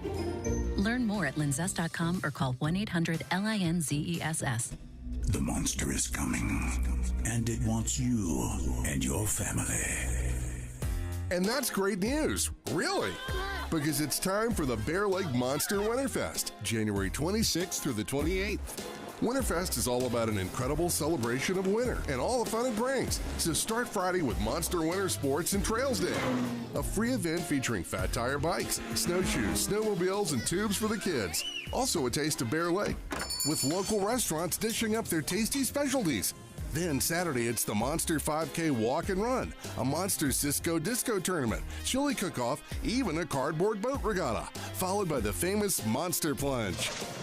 Come on, Bear Lake awaits. Visit BearLakeMonsterWinterfest.com for pre-registration times and locations. That's BearLakeMonsterWinterfest.com. Presented by Bear Lake Visitors Bureau and Bear Lake Chamber. Diabetes, high blood pressure, anxiety meds, everyone's on them. If you're a 50-year-old male, maybe a bit porky, and you may even have type 2 diabetes, $1 million of term insurance may only cost you about $200 a month. Call Term Provider. Speak with Big Lou at 800-859-3220. Big Lou will find a term life policy for you even if you have type 2 diabetes, are overweight, or have high blood pressure. Term Provider has helped thousands of people like you who think they can't afford term life insurance. To buy $1 million of affordable term life for you, all you need to do is call Big Lou at 800-859-3220. Lou will make sure the scales are tipped in your favor. Call 800-859-3220. Big Lou will answer your call and work to fit you into a term life policy that you can afford. Remember, Big Lou's like you. He's on meds too. Call 800-859-3220. 800-859-3220 or biglou.com. Jeff Kaplan's Minute of News. We're committed to letting you know exactly what's going on. On our show, we're going to bring you up to speed on what's happening in the world to this moment. At the same time, the news can be really burdensome. It can leave you feeling a little bit depressed and even a little bit more depressed. My Minute of News is just a moment to lift you up. I'm blessed that KSL has given me the freedom to talk about whatever I want. Literally, it is my minute of news. Sometimes it's pegged to what's happening that very day. Sometimes it might be something bizarre that you didn't know happening somewhere else in the world. To make you smile for a moment, even on a difficult day, and make you realize the world is still spinning. I am so honored that so many people have appreciated and enjoy the Minute of News every afternoon. Ride Home with Jeff Kaplan, weekdays 3 to 7 on KSL News Radio. With the 3 things you need to know this hour, I'm Britt Johnson. First, police say a 45-year-old woman was found dead in a Midvale massage parlor, and they're learning more information. The suspects are in custody. Second, a South Ogden daycare employee was arrested for taking inappropriate pictures of a 5-year-old child at school. Third, after a week of shuttle diplomacy, the U.S. Secretary of State is optimistic about preventing the spread of hostilities in the Middle East. Right now, it's 27 degrees and lightly snowing in Salt Lake City. Back to Inside Sources on KSL News Radio. Hear elevated conversation on crucial issues. Boyd Matheson on Inside Sources. Welcome back to Inside Sources here on KSL News Radio. It's great to be with you today. As always, I am Boyd Matheson, and we've spent a lot of the time today in the first hour of the program talking about leadership. And I am going to go back and say it again. If you miss Christie's concession speech yesterday, his bowing out and suspending his presidential campaign, it is a masterclass in leadership principles. And all you have to do is just take all the players out, take all the politics out, and just listen. And so it doesn't matter if you're far left, far right, anywhere in between. he delivered a powerful speech on the principles that we all ought to be thinking about, that we all ought to be demanding from those that we elect to go into high office. And so if you missed that, go back and check out the podcast, which will be up later today as well. But we're going to stay on the leadership theme because the principle is what matters. And we're always looking for a good excuse to bring in a little sports. And we're also looking for a good excuse to bring our good friend Dave Noriega from Dave and DeGenevieve. Of course, you hear him every day here on KSL News Radio. And some interesting news today. It's not very often you get 3 legendary coaches stepping out of the role on the same day. And so if you missed that news, Bill Belichick from the New England Patriots, Super Bowl winner and longtime legacy, Nick Saban, 6-time national champion with Alabama, University of Alabama, Pete Carroll, who won on both the college and the pro level, stepped away from Seattle. And so Dave, welcome to Inside Sources for the first time this year. Always good to have you in. So we want to get into some leadership components. First, just kind of broad brush. Give me a broad brush in terms of your reaction to these 3 coaches no longer in that head coaching role. Well, number one, the fact that some were fired and some left voluntarily. It's incredible to see this happen in the world. And I can't think of many places, many jobs where you can have the level of success that these 3 had. Yeah. And to be either forced out, outright fired is kind of shocking to me. This idea of, hey, I know you were probably the greatest coach in history, Bill Belichick. No one is better, but you had a couple down years, so you're out. Yeah. It's kind of sad. Yeah. Even though the press conference was magnanimous and kind of touchy-feely in some ways, you still fired the greatest coach in NFL history. Let that sink in. Yeah, and so amazing. You think of some of those other moments, again, in NFL history. You think of Tom Landry and the Dallas Cowboys. You think of, who else was I thinking of? Miami, Don Shula. Don Shula did the forced same out thing. there. Yep. Very similar. But let's get some of the principles that made these coaches extraordinary. So let's start with Pete Carroll. He is an amazing personality. He is like the Energizer Bunny. So what's the principle of a Pete Carroll? Have fun. Especially when you compare it to Nick Saban and Bill Belichick. They were not no fun. Hey guys, let's have a fun kumbaya. We have relationships. Pete Carroll had a leadership strategy, and you don't always see this in old school football, where you were a real players coach. You connected the relationships, and sometimes you'll see that in college coaches, almost never at the NFL level. And he was able to bring that very positive, outgoing, fun personality to a very kind of cutthroat, mean business in the NFL and succeed there too. I love it. Enthusiasm was the first thing that always comes to mind for me with Pete Carroll, and the fact that he got as excited about a great play as his players did, and I think his players appreciated this. Like, oh my gosh, the coach loved that I just did that. We talk about rewarding good behavior. He was the ultimate in reward good behavior. Let's go on to Bill Belichick, obviously one of the winningest NFL coaches of all time. What's the principle of leadership from Bill Belichick? Well, he was punish bad behavior. He was the opposite, wasn't he? Yeah. He was the opposite, but it's amazing.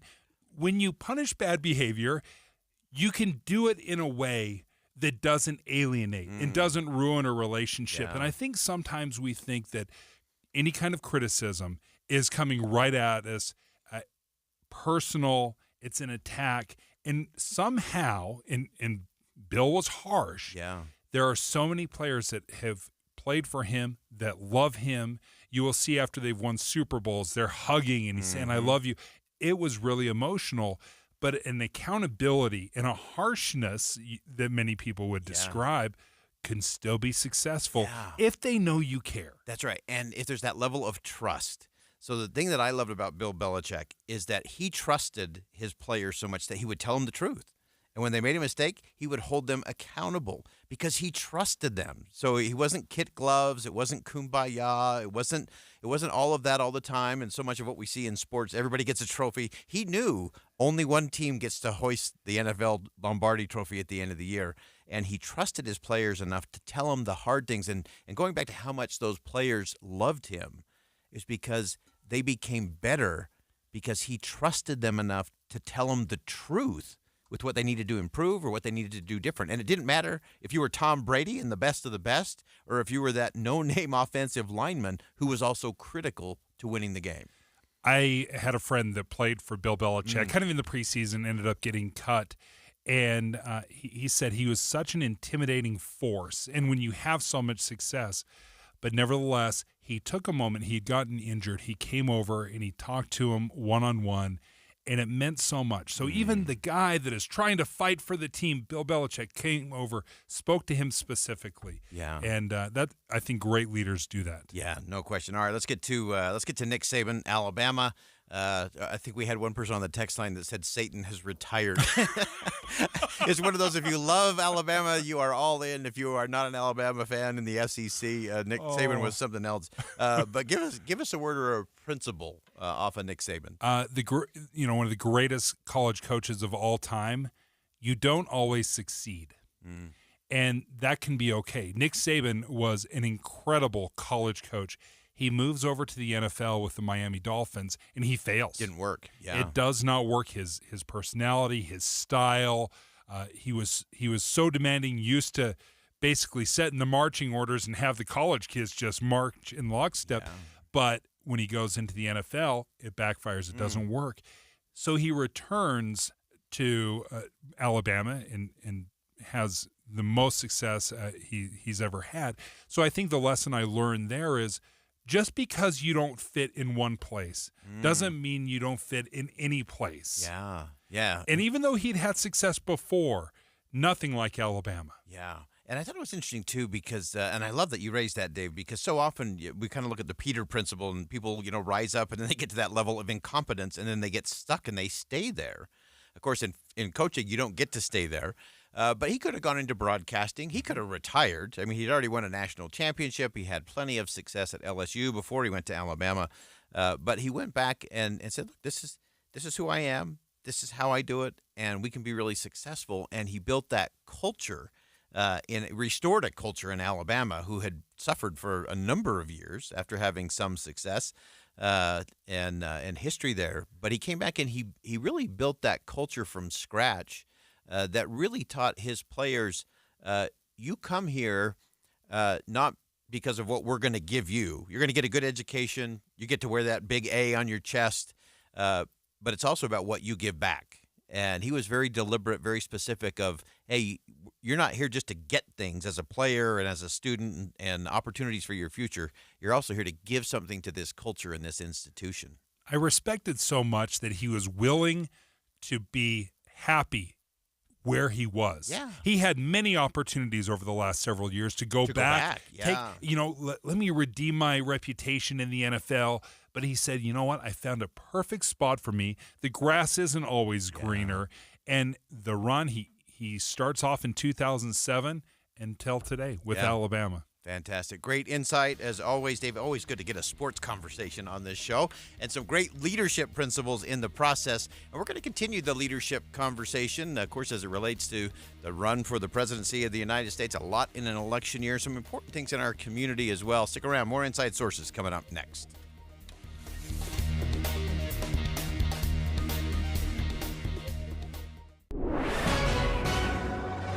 It's 2:30 at KSL News Radio. I'm Britt Johnson. KSL's top story this hour: Utah is celebrating 3 years of a big decrease in human-caused wildfires. In 2020, Utah instated the Fire Sense program. The program has helped people in Utah learn what they can do to prevent wildfires. Since Fire Sense started, human-caused wildfires have dropped more than 50%. Governor Cox says Fire Sense has helped Utah reduce fires, but also been an influence for neighboring states to follow suit.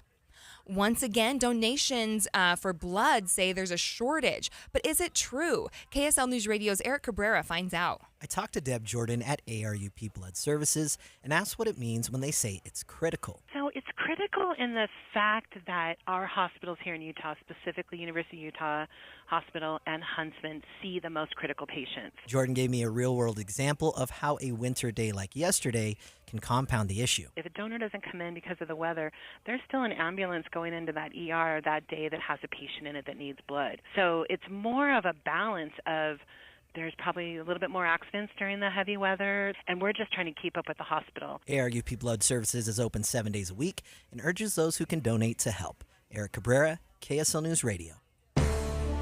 Our top national story this hour from ABC News.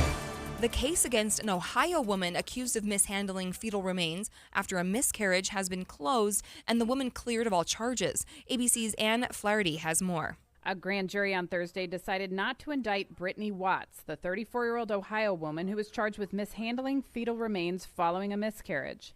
The case had drawn national attention after her local hospital alerted police that she had miscarried a 22-week fetus at home. The police had taken her toilet into evidence and charged her with abuse of a corpse. The case is now closed. Ann Flaherty, ABC News, Washington. Your money at this moment, the Dow in the green 15 points, the S&P down 3, and the NASDAQ up just about a half a point. Coming up, we'll see what the weekend forecast looks like. KSL weather is next. KSL News Time, 2:32. We hope you have the right app on your phone for news. You probably have dozens. But the KSL News Radio app, well, it makes our live stream super easy. Plus, our talk shows are right there as podcast for your workday. That's the app for KSL News Radio. Looking for the best show deals on new and used RVs? You'll find them only in Ogden during the Northern Utah RV Show, January 11th through the 15th. We're bringing in new and used inventory and low show pricing inside the Golden Spike Event Center. For 4 full days, shop new and used travel trailers, fifth wheels, toy haulers, motorhomes, and more from the nation's top brands. Find early season discount pricing on all new models and fantastic used RV discounts like a 2011 Dutchman 185 DB Sport for just $9,995. You'll also find that every remaining 2023 is being sold at clearance pricing during the event. Plus, get no payments until April on approved credits and huge trade-in offers on your current RV. Go to NorthUtahRVShow.com to shop the best deals first. This show season, you'll find it all in Ogden. Admission and parking are free to the Northern Utah RV Show, January 11th through the 15th inside the Golden Spike Event Center. Open daily at 10 a.m., closed Sunday. Then we're back at it Monday, Martin Luther King Day from 10 to 5. Sponsored by Bish's RV. Don't miss it. Guys, are you struggling with ED and sick of pills, injections, and just not getting the results you want? Well, let me introduce you to GuyCare. GuyCare can effectively treat the root cause of ED using gentle pressure waves with no injections, no pills, and no side effects. In fact, GuyCare is so confident that we can help you. We are giving you the first treatment totally free today only as part of our grand opening special. You heard right, guys. As part of our grand opening, your first treatment is completely free. No gimmicks, no injections, no pills, just results. Normally, this would cost hundreds of dollars, but call us today and it's all totally free. 801-331-9911. That's 801-331-9911.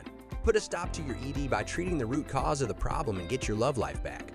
Call GuyCare right now to qualify for this unprecedented offer.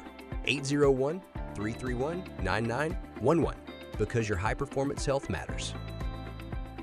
Advanced Window Products. Factory direct. Affordable windows. Call today. They're on their way. Financing available. Save now, pay later. AdvancedWindows.com. Traffic and weather together brought to you by Sinclair. Save up to 20 cents with Dino Pay. Here's Ricky Meese. Snowplows out in Sardine Canyon, Highway 8991, but there is still a lot of snow and slush on that road, particularly between Manaway and Wellsville. Then in Weber County, we have a snowy drive on I-84 as you're traveling either direction between Mountain Green and the Highway 89 junction. In Salt Lake County, no problems on your Valley freeways. A crash called out 3600 West, 4100 South, and traction laws in place for Big and Little Cottonwoods. Snow-covered roads again on I-80 and Parleys as you're approaching and passing the summit. Ricky Meese in the KSL Traffic Center. KSL weather, more snow on its way. starting late this afternoon, and then tomorrow will look a lot like today, but there's a winter weather advisory in place because Saturday is looking like it will pack a punch with lots of moisture coming in throughout the day. It'll be a little warmer Saturday with highs in the high 30s. Right now it's 25 degrees and lightly snowing. I'm Britt Johnson from the KSL Common Spirit Health Studios. Listen online at kslnewsradio.com. We're Utah's news, traffic, and weather station. Inside Sources. Inside Sources. America's voice of reason. Boyd Matheson on Utah's home for elevated conversation. Inside Sources on KSL News Radio. As we continue to watch things play out on the presidential campaign front, of course, a lot of big shifts in the dynamics yesterday. And while all the attention has been focused so heavily on Iowa, New Hampshire, South Carolina, those early voting states, that's going to happen really quickly. And only 112 out of the 1,235 delegates a person needs to become the nominee will have been divvied up, which means there's a long, long way to go. And this year, Utah will play a role much earlier in that process, coming up in March on Super Tuesday. Well, we talked earlier today about the impact of endorsements in campaigns. And, of course, one of the things that are most important to me in terms of endorsements is that it creates space for curiosity to say, I wonder why that person thinks she's the best candidate or he's the best candidate. And really creating that space to get into that kind of conversation is where we really need to drive all of these. And some of that happened right here in the state of Utah today. Nikki Haley, of course, has been spending her time really hitting Iowa and a big focus on New Hampshire before she goes to her home state of South Carolina. But there's a lot of activity going on in the Nikki Haley campaign right here in the state of Utah, including today some announcements about a leadership team being put together. And we're really pleased to have joining us on the line two of those people who were part of the announcement today. Ali Isom and Senator Mike McKell join us on the line. Welcome to both of you. Thank you. Thank you, Boyd. All right. And Ali, let me start with you. In terms of what took place today, of course, Lieutenant Governor Deidre Henderson and Abby Cox, First Lady of the state of Utah, have announced their endorsement of Republican presidential candidate Nikki Haley. Give us a little insight into the conversation today and where you hope that goes next. Well, we're so excited to launch the leadership team to show support and momentum for Nikki Haley's candidacy for the United States presidency. And today we were joined, as you mentioned, by First Lady Abby Cox and Lieutenant Governor Deidre Henderson. But we also had Senator Ann Milner, Representative Casey Snyder, Crystal Magalet, Evan Vickers, Margaret Bussey, Mike McKell, Nolan Karras, Rob Bishop, Scott Anderson, and myself, we're all just truly proud to stand with these really great people and stand up for Utah and speak up for Nikki Haley. Excellent. And Senator McKell, great to have you on the program. And as you look at this, and you're one currently holding office, and so you fall into that category, people are going to say, okay, Senator McKell is endorsing Nikki Haley. Let's get to the curiosity component. Why? Well, I think, Boyd, and thank you for having me on, I think this presidential election we have a clear choice to make. And for me, I think it's time to move past the politics of fear, division, uncertainty, and we need real change. We need lasting solutions, and we need a better option.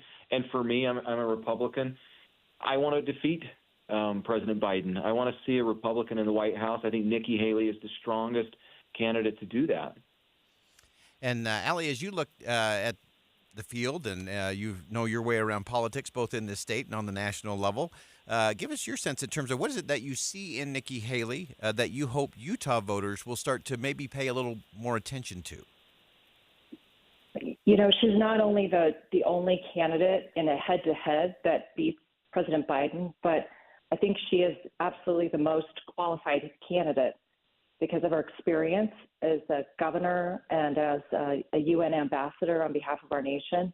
Because of her temperament, I just love that she seems to be such a steady leader. She's real, she's calm in crisis and compassionate. And I love her vision for a strong America, that she's ready to take us past the drama and the division of the past, help us move to a principle-based future. And I think she's got just such a solid track record on those things that Republicans and conservatives care about. Yeah, and Senator McKell, as you look at it, you're a policy guy, which sadly we seem to be getting further and further away from in debates, in conversations, in marketing of these candidates. What is it from a policy standpoint that you hope to see if Nikki Haley runs the table there? What would you hope to see in a Haley administration that would impact both the country and impact us right here in the state legislature and the citizens of Utah? Well, several things, Boyd. I think my constituents, as I meet with them, they're worried about immigration, and we need a federal solution. I think she's a strong leader. They're worried about job creation and inflation, and I think having a steady hand makes a big difference. National debt, that's something that we need to look at. And I agree with Allie. I think she's got tremendous foreign policy experience. I go back to Ronald Reagan, and I know a lot of Republicans do, and we have peace through strength. America needs a strong leader. And if we're going to have peace in the world, we need to have a strong leader. America needs to be strong. And Nikki Haley, as I've watched all of the debates, she's the right person, Boyd. She's exactly what we need. We need a strong leader that's going to create peace and strength in the world. And Allie, as we look at some of the under the headline components, you've taken obviously a really close look at Nikki Haley and her campaign. Give us one of those under the radar components to her that either gives her the right temperament or the right principles, the right character to actually lead. Yeah, I really do believe that the way a person is shaped by their family shapes their outlook on public policy. And I was struck last night as she referenced that her father's in the hospital, her husband is deployed. You know, she faces some of the same challenges everyday Americans are facing, and she did so with poise and focus. But I also think that's going to bring a tenderness to her, where she's going to relate to the realities we all face economically and the challenges, especially of affordable health care. And what does that mean, those challenges we find as we navigate that front.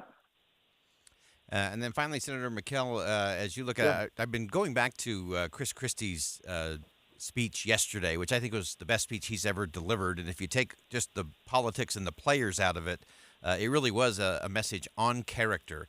So what is it that you see in the character of a Nikki Haley that would be important to the next chapter, the next season for the country? Well, I think that's a great question. And one of the things about Nikki Haley is she's been firm on issues. And I don't think her answers in the debates, as I've followed her, I don't think she's responding to polls and issue polling. I think she's a solid leader. And as far as foreign policy, she's strong on foreign policy, and she's right. And America needs to be strong, and I appreciate that about her character.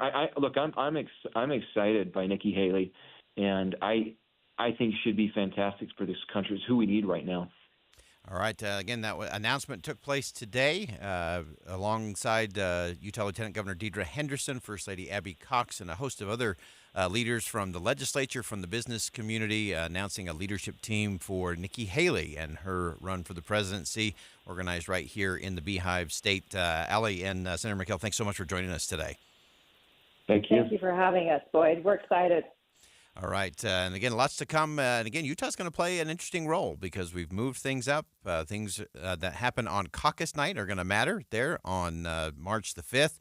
And as I said, I think it's so important that we look under the hood. That's really what we need to get to. And I think endorsements like this cause people to say, okay, I wonder why. What do they see in that candidate that maybe I ought to be looking for beyond all the chatter, all the clamor, all the zingers that take place in a presidential political race?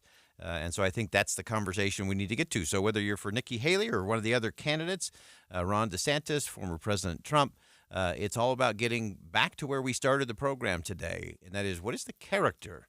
What is the character that we want in the person sitting behind that resolute desk in the Oval Office? Not on the good days, not on the sunny days, not on the easy days, but on the stormy days, the challenging days, the difficult days when really hard decisions have to be made and when the American people need to be told the truth. So we're going to continue to break all of that down. We'll step aside for one last break, come back with some final thoughts on Inside Sources here on KSL News Radio. Stick around. We'll be right back.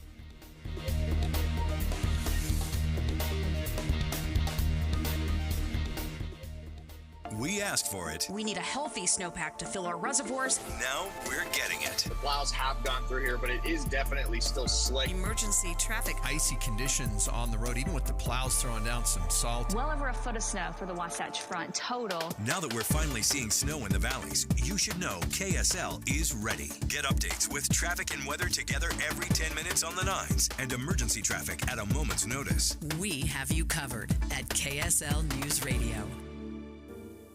Everybody has their own personal reason for why they come to Soda Weight Loss, why they decide they want to lose the weight finally. I mean, my decision was, if I don't lose the weight now, I'm afraid I'm just going to give up and settle for being this unhealthy weight for the rest of my life. But Jim came to it for a different reason.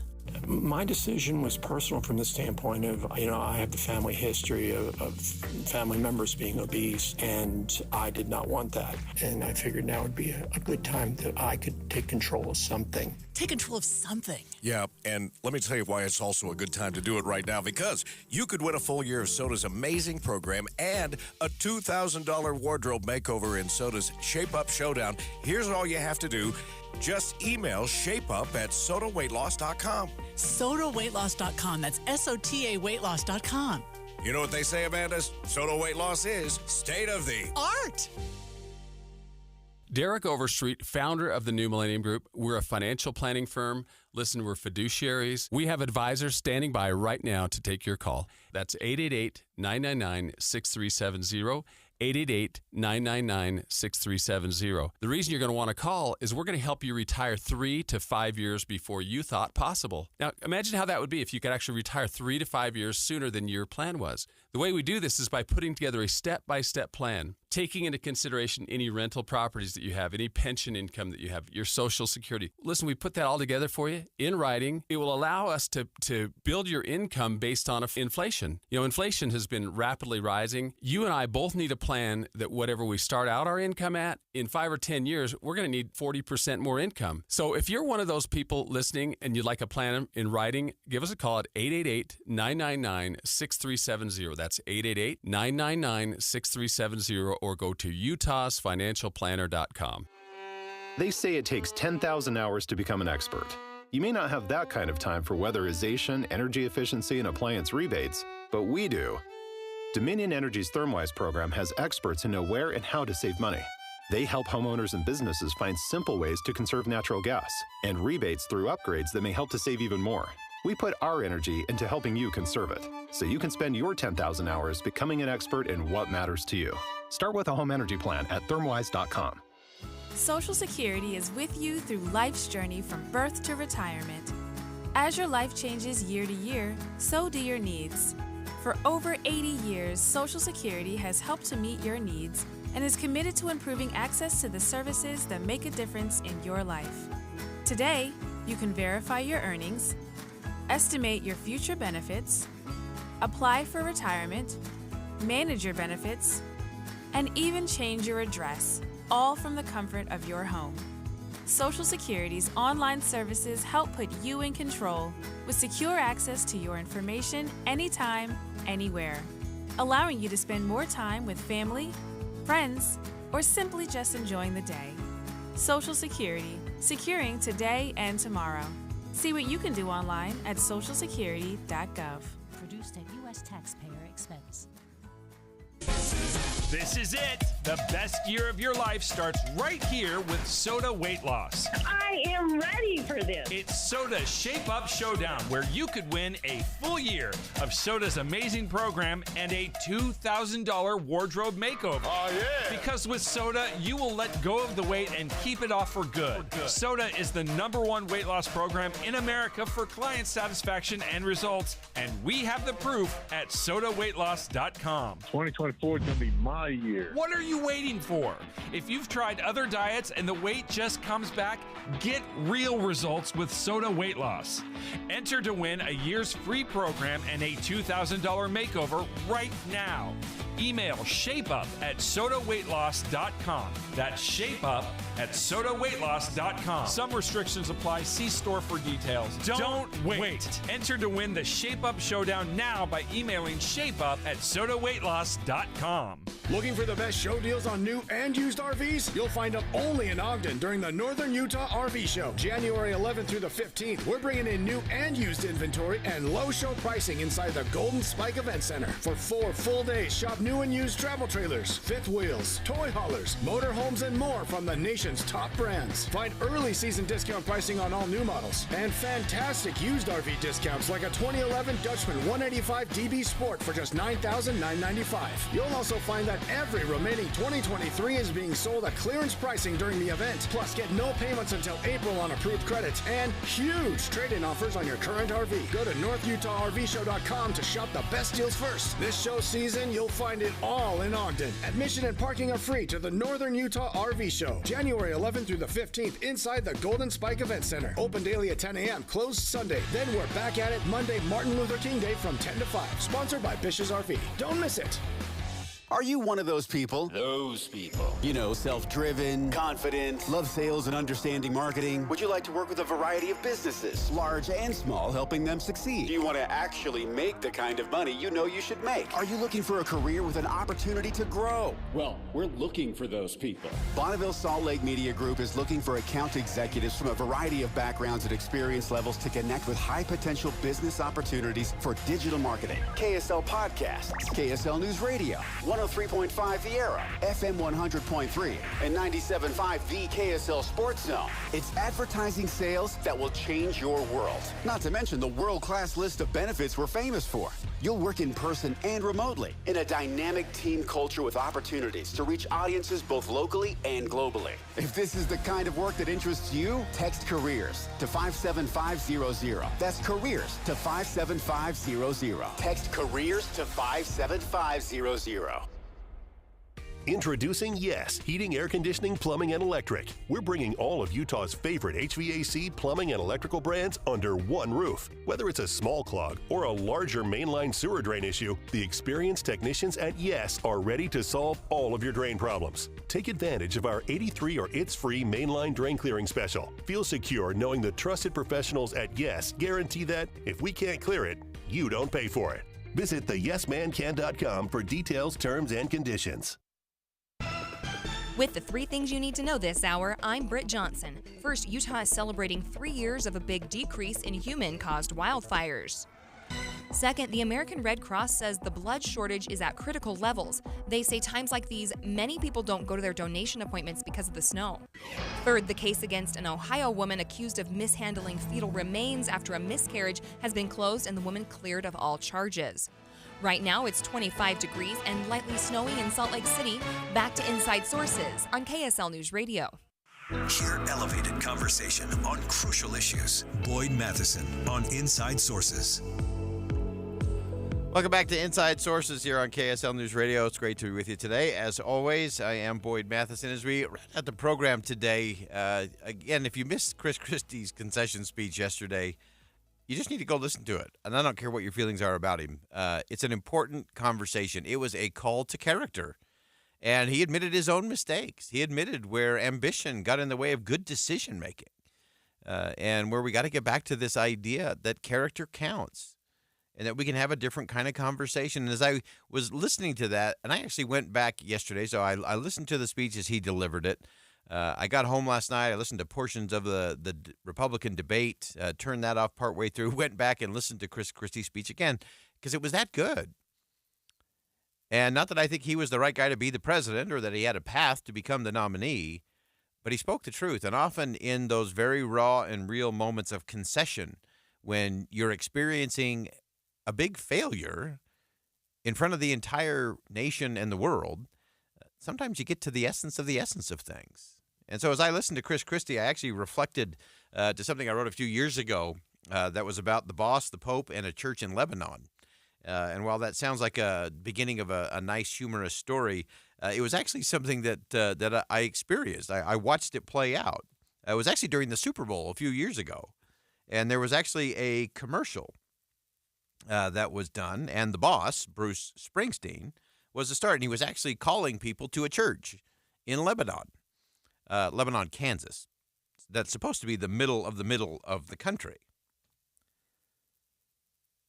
So as Bruce Springsteen came to the rescue, singing a little bit of a message about America. It was a Jeep commercial, as I recall. But there's this tiny little chapel in Lebanon, Kansas, that's purported to sit exactly in the geographical center of the United States of America. And Bruce Springsteen, the boss, begins, "All are more than welcome to meet here in the middle. It's no secret the middle has been a hard place to get to lately, between red and blue, between servant and citizen, between our freedom and our fear."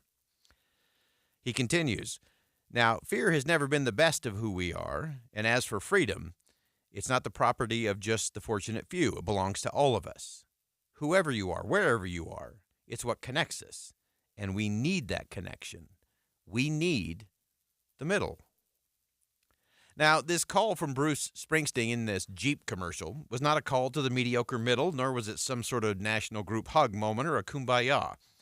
It was a call to the kind of courage that forged the nation, the kind of courage that brought people from around the world to this country to unite around the common principles, the principles of freedom. Freedom from oppression, freedom to pursue the possibility of big dreams in a really big land. It was also a call to recognize the interconnectedness and the interdependence that we have as citizens of local communities, and then that connection to the larger country as a whole. Out of many one is not just a nice slogan. It's actually a call to higher ground. It's actually a call to the middle. Now, interestingly, when Bruce Springsteen and Jeep rolled out that commercial half a world away in Rome, Pope Francis had convened, as is the tradition, all the ambassadors of the Holy See. He does that at the beginning of each year. This annual assembly gives the Pope the opportunity to share what he believes lies ahead in the new year and what should be the most important thing for those diplomats to focus on. So he met those ambassadors in the Hall of Benediction in St. Peter's Basilica, as is tradition. And it wasn't surprising to any of the ambassadors that Pope Francis spent considerable time reflecting on and recounting all of the challenges that the world faces. He talked about issues relating to mental health, to the environment, to economics, refugees, terrorism, war, and a host of other things. But his main focus was about a crisis in our politics. Pope Francis said the democratic process calls for pursuing the path of inclusive, peaceful, constructive, and respectful dialogue among all the components of civil society in every city and nation. And then, not content to leave the issue to the purely political, Pope Francis declared an even more troubling trend. He said the crisis of human relationships is the real issue, that getting to that transcendent dignity is where our focus should be. He said he's convinced that fraternity is the real cure to the many evils that face countries around the world. And getting to that fraternity, that interconnectedness, that finding it in the middle is the real test. And so all of that leads us back to the boss, Bruce Springsteen, and a little church in Lebanon, Kansas.